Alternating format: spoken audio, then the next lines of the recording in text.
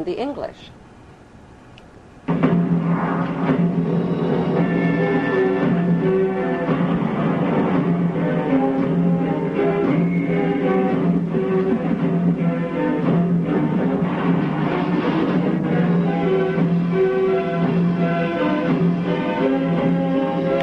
With advanced knowledge of the British victory, Nathan Rothschild spread lies that the British had been defeated, which caused a stock market crash. While panicked English investors sold their life savings, Nathan bought up their market shares for pennies on the dollar. When official news of the British victory over Napoleon was announced, the English stock market skyrocketed, and so did Nathan's wealth. In one foul swoop, the Demon Brothers had double-crossed the English masses and taken control of the Bank of England.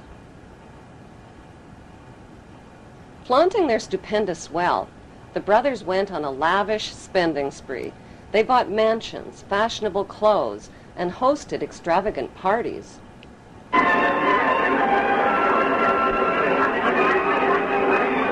By 1818, they had picked the pockets of French investors by crashing the French government bond market. According to plan, the brothers formed the world's first international bank and named it N.M. Rothschild and Sons.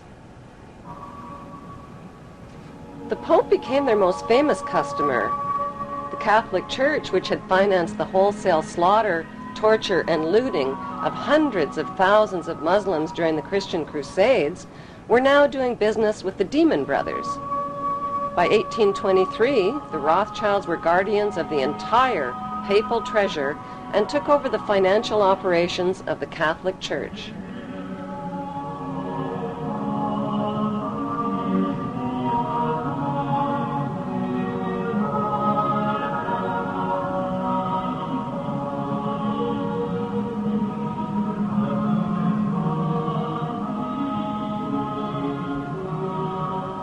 Enraged citizens accused the Rothschilds of conspiring to control the world's money markets. Fearing for their lives, the Rothschilds retreated into the shadows and cast their eyes on the youthful United States of America. To avoid publicity, the Rothschilds made themselves invisible by creating and hiding behind two front companies, J.P. Morgan and Kuhn and Loeb. More and more power was becoming concentrated in fewer and fewer hands. By 1906, J.P. Morgan's bank controlled 1/3 of America's railways and almost 70% of the steel industry. He eventually had a stake in the major companies of the 20th century, among them AT&T, ITT, General Electric, General Motors, and DuPont. At one point, Morgan made the offhanded comment, "America is good enough for me." And the newspaper of William Jennings Bryan retorted, "Whenever you're tired of it, you can give it back." I mean, that was the image of J.P. Morgan, the owner of the United States. The success of Morgan's industrials was quickly reflected in the Dow Jones Industrial Average. The Rothschilds bought controlling interest in England's British East India Shipping Company and the illegal opium trade with China. They offered junior partnerships to New England's leading American families.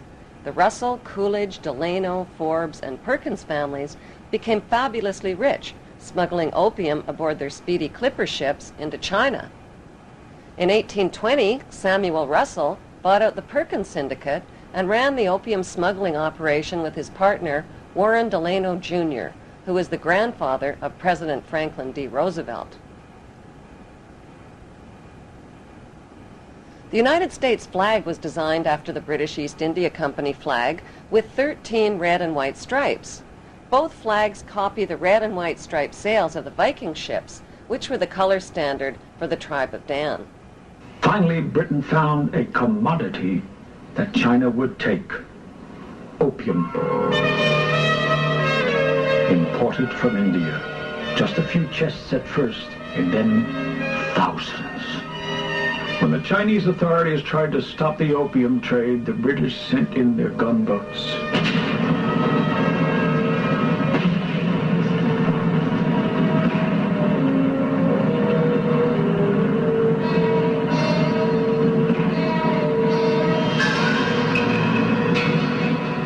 After nearly 20 years of turmoil, the Treaty of Tianjin in 1858 not only allowed opium to be imported, but handed over China's ports and all her international trade to Western control. After the war, opium poured into China on an even greater scale, and her emperors were powerless to stop it. In 1842, the British stole Hong Kong from China in an opium drug deal called the Treaty of Nanking. The Russell family, who controlled the U.S. arm of the Rothschild drug smuggling operations, set up the Skull and Bones fraternity at Yale University. America's big money families formed the fraternity's inner power circle.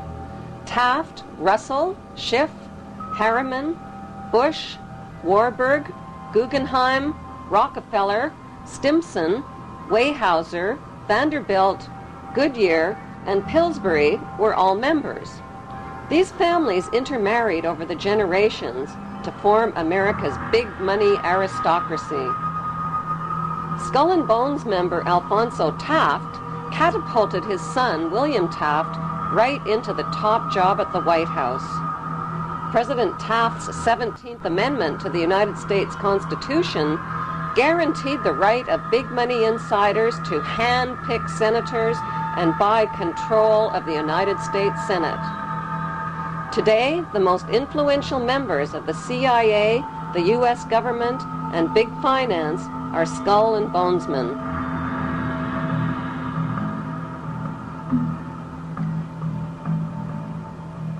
The Skull and Bones Brotherhood is rooted in Jewish Kabbalism and in European Freemasonry, which practices similar death and rebirth rituals.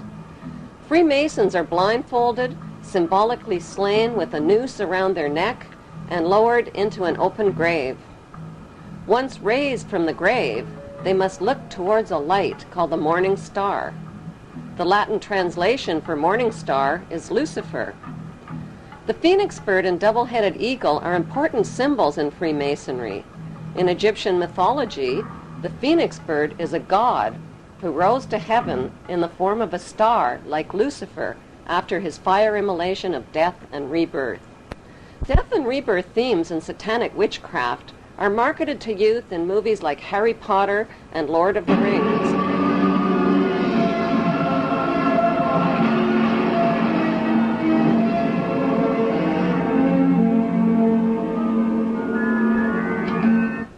The Hollywood movie lots are owned by the Illuminati Lehman Brothers, Rothschild agent Kuhn and Loeb, and Goldman Sachs.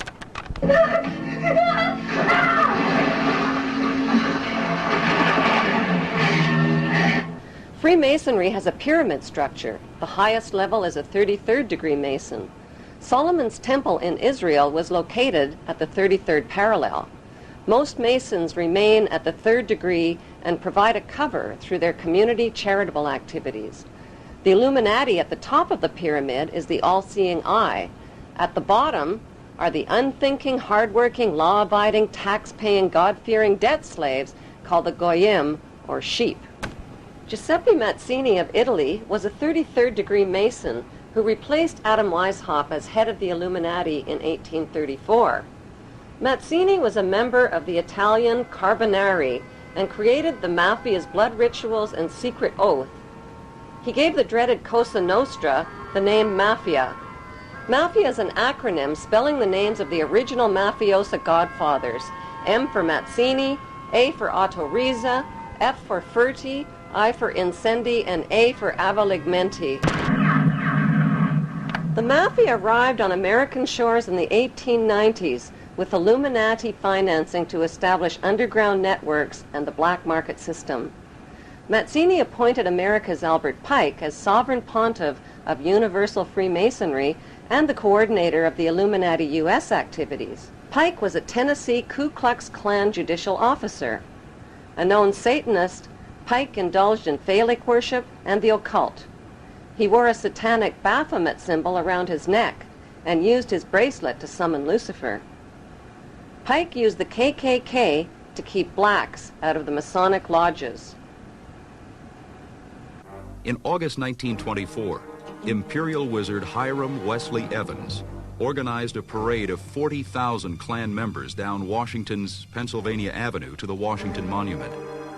This event proved the Klan had achieved power, not just in the South and Midwest, but on a national level. In a letter to Mazzini dated August 15, 1871, Pike graphically outlined a blueprint for 3 planned world wars. World War I would weaken, topple, and destroy the powerful Tsarist government in Russia. World War II would pit Great Britain against Germany, destroy Nazism, and create the Zionist State of Israel. World War III would be ignited by fueling aggression between the Zionists of Israel and the Arab world, who would eventually destroy one another. Social, political, and economic chaos would then force the masses to accept one world army and one world government ruled by the Illuminati. In Pike's famous Masonic guidebook called Morals and Dogma, he writes, "Lucifer, light bearer, strange and mysterious name to give to the spirit of darkness. Lucifer, the son of the morning, is it he who bears the light? Doubt it not."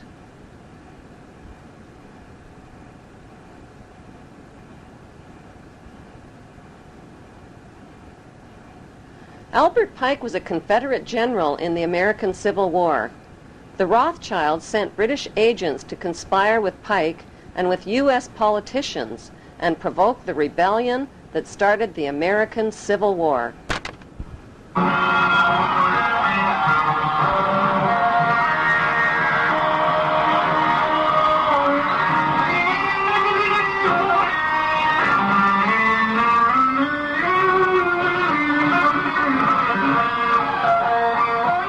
The Rothschilds, whose massive fortune had been built on provoked wars and war loans, offered loans to both sides of the Civil War at 24 to 36% interest.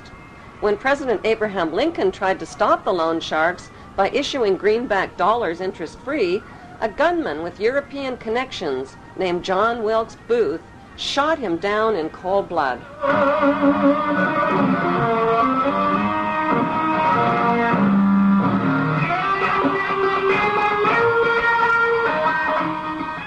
Following the Civil War, Albert Pike was convicted of treason and sent to prison, but President Andrew Johnson, a 33rd-degree Mason, pardoned him. One of Johnson's first acts as president was to veto the Civil Rights Act for blacks, who had been shipped in chains to their wealthy American slave owners. Stealing slaves was a crime, but torturing and beating them was not.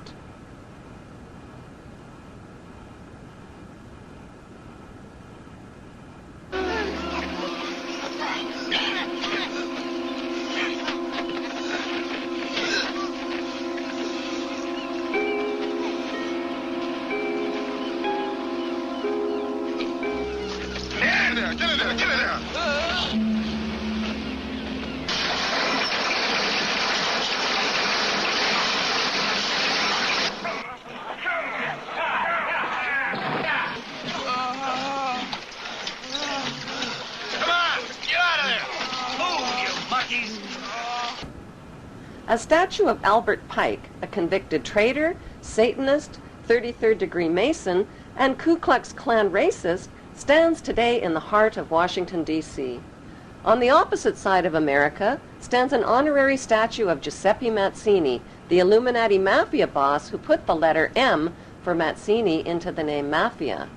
Close by is another statue donated by the French Grand Orient Temple Masons to the Masons of America, celebrating the first Masonic republic called the United States of America.